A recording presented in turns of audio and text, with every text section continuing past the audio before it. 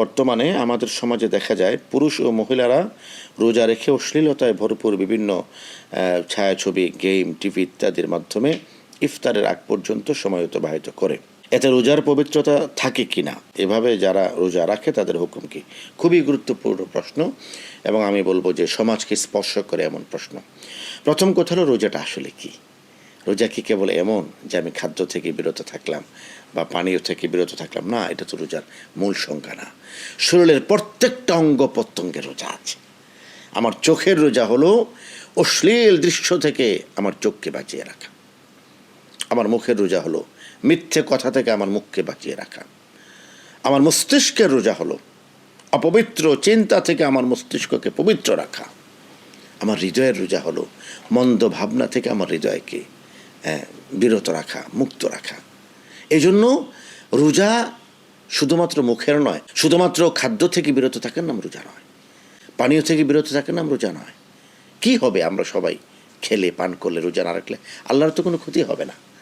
কেন তিনি এই কথাটা, কেন তিনি রোজা আমাদেরকে দিলেন?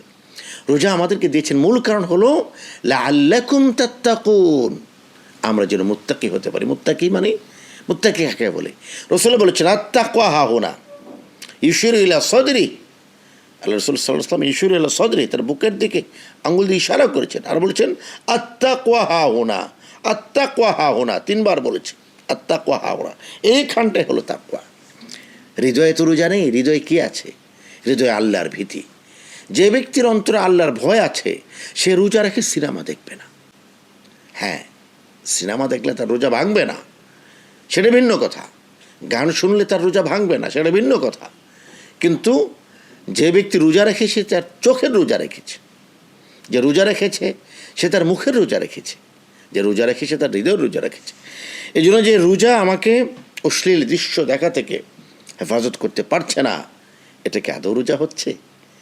যে রোজা আমাকে মন্দ কথা থেকে বিরত রাখতে পারছে না, মন্দ কথার মাধ্যমে মুখ নাপাক হয়ে যাচ্ছে, এই মুখ খাদ্যের মাধ্যমে বিনষ্ট হলে কী বা আপত্তি ছিল? এই জন্য খাদ্য আর পানীয় থেকে বেঁচে থাকার নামে রোজা না। মূল রোজা হলো হৃদয় যেন আমার সমস্ত অঙ্গ প্রত্যঙ্গকে আল্লাহর নাফরমানে থেকে বাঁচিয়ে রাখে।